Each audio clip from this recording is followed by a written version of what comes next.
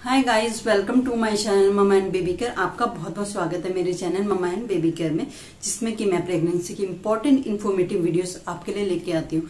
आज हम बात करेंगे वो है वाटर ब्रेक के बारे में, यानी कि जो हमारे गर्भ में पानी की थैली होती है जिसके अंदर बच्चा रहता है, वो थैली जब फट जाती है उसको हम वाटर ब्रेक कहते हैं। अब वाटर ब्रेक ज्यादातर कब होता है? जब आपकी डिलीवरी मतलब होने वाली होती है, लेबर पेन स्टार्ट होने के बाद।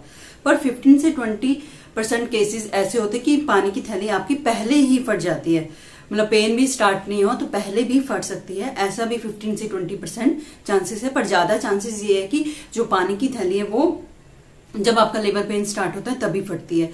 जब वो फटती है तभी आपका बेबी बर्थ लेता है। इसीलिए वाटर ब्रेक होता है नेचुरली रूप से। जब आपका बेबी पूरा रेडी होता है बर्थ लेने के लिए तो वाटर ब्रेक हो जाता है, पर कुछ केसेस में ये पहले भी ब्रेक हो जाता है।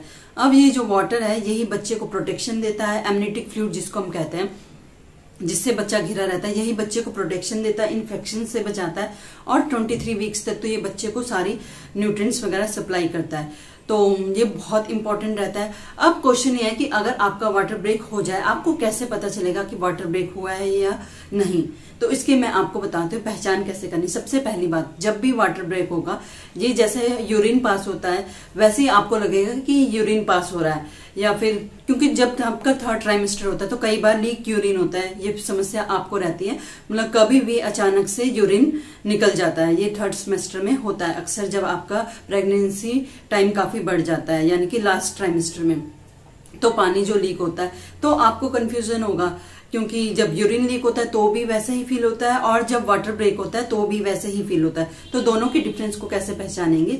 जब आपका यूरिन पास करोगे या यूरिन लीक होगा उससे स्मेल आएगी। जो हमारा यूरिन होता है उसमें तो स्मेल रहती है, पर अगर आपका वाटर ब्रेक होगा और वो जो पानी निकलेगा वाटर ब्रेक के दौरान, उसमें बिल्कुल भी स्मेल नहीं होगी, उसमें कोई कलर नहीं होगा, बिल्कुल ऑर्डरलेस होगा, कोई स्मेल नहीं आएगी।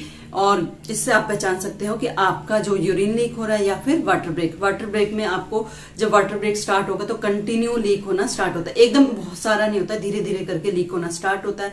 तो आप क्या करें, पैड का यूज करें उस टाइम पे, क्योंकि ये कंटिन्यू लीक होता रहेगा और इसमें काफी पैड्स आपको यूज करने पड़ेंगे, हो सकता है आधे घंटे में बदलने पड़े, अब लीकेज के हिसाब से। तो आपका बच्चा वाटर ब्रेक होने के बाद कितनी देर तक सरवाइव कर सकता है? 24 आवर्स तक। 24 आवर्स तक डॉक्टर वेट करते हैं। अगर आपका वाटर ब्रेक भी हो गया तो पेन के लिए वेट करते हैं 24 आवर्स तक, उसके बाद वो वेट नहीं करते हैं, क्योंकि बच्चे के लिए रिस्क हो जाता है। जब वाटर ब्रेक हो जाता है उसको इन्फेक्शन का खतरा है, बच्चे की जान को खतरा हो जाता है। तो 24 आवर्स मिनिमम बच्चे के लिए वो वेट करेंगे डिलीवर करने के लिए। तो जब भी अगर आपका वाटर ब्रेक होता है, अगर तो 37 वीक से पहले आपका वाटर ब्रेक हो जाता है तो आपका हो सकता है जल्दी उनको डिलीवरी करनी पड़े, तब वो 6 घंटे से ज्यादा वेट नहीं करते। बट अगर आपकी ड्यू डेट पास है तब वाटर ब्रेक होता है, यानी कि 37 वीक्स के बाद, तो फिर वो 24 आवर्स वेट करते हैं।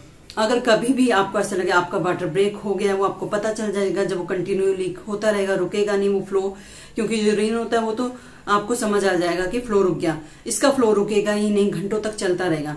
अब अगर आपका वाटर ब्रेक है तो तुरंत आपको हॉस्पिटल जाना चाहिए और एडमिट हो जाना चाहिए, क्योंकि इसके बाद आपको डॉक्टर की निगरानी में रहना जरूरी होता है। मे बी इट्स थोड़ा रिस्की सिचुएशन हो जाती है। जब आपका वाटर ब्रेक होता है तो तुरंत आप हॉस्पिटल में एडमिट हो जाइए। फिर डॉक्टर पेन का वेट करेंगे, पेन नहीं आएगा तो आपको आर्टिफिशियल पेन देंगे, इंड्यूस करेंगे, इंड्यूस लेबर जिसको हम कहते हैं। तो इस तरह से आपकी डिलीवरी करा जाएगी। जैसा कि मेरे केस में होता, 37 वीक्स के बाद मैंने, यानी कि 39 वीक्स मेरे कंप्लीट हो गए थे तो मेरा वाटर ब्रेक हो गया। उस टाइम मेरे कोई लेबर पेन नहीं था, कुछ भी नहीं था। तो अचानक से जब वाटर ब्रेक हुआ और मैं समझ गई, क्योंकि पहले मैंने इन्फॉर्मेशन ली हुई थी, मुझे पता लग गया वाटर ब्रेक हो चुका है, तो मैंने तुरंत डॉक्टर को फोन किया, उन्होंने मुझे एडमिट कर दिया और उन्होंने मुझे लेबर पेन के लिए क्या दिया था, कास्टर ऑयल, जिसकी वजह से फिर लेबर पेन भी जल्दी स्टार्ट हो गया था और डिलीवरी मेरी मतलब 5 या 6 आवर्स के अंदर मेरी डिलीवरी हो गई थी। तो इस तरह से वाटर ब्रेक होने पे डिलीवरी करना जरूरी हो जाता है, जितना जल्दी हो पाए, ताकि बच्चे को कोई रिस्क ना हो। तो आपको ये सिम्टम जरूर पता होना चाहिए। अगर आपका 9 मंथ है तो इन्फॉर्मेशन सारी ले ले वाटर ब्रेक से रिलेटेड, क्योंकि 20% केसेस में पहले भी वाटर ब्रेक हो सकता है, जैसे कि मेरे साथ हुआ। तो बाकी 80% चांसेस तो ये है कि उसी टाइम जब आपका लेबर पेन स्टार्ट होगा तो वाटर ब्रेक होगा। पर अगर पहले हो जाए तो प्लीज आप एडमिट हो जाइए और इस बात का ध्यान। और इसका मैंने आपको बता दिया कैसे आप पहचानेंगे, जब उसमें कोई स्मेल नहीं होगी और फ्लो कंटिन्यू चलता रहेगा। इस तरह से आप पहचान सकते हैं वाटर ब्रेक। तो ये थी मेरी इन्फॉर्मेशन, बहुत इंपॉर्टेंट जानकारी आप सबको रखनी चाहिए। आपकी जब डिलीवरी होने वाली है, छोटी छोटी बातें सबको पता होनी चाहिए ताकि आप उस टाइम पे इमीडिएट स्टेप ले सके। तो ये थी मेरी इन्फॉर्मेशन। आई होप आपको पसंद आए तो please like share and subscribe my channel for more informative videos. Thank you so much guys.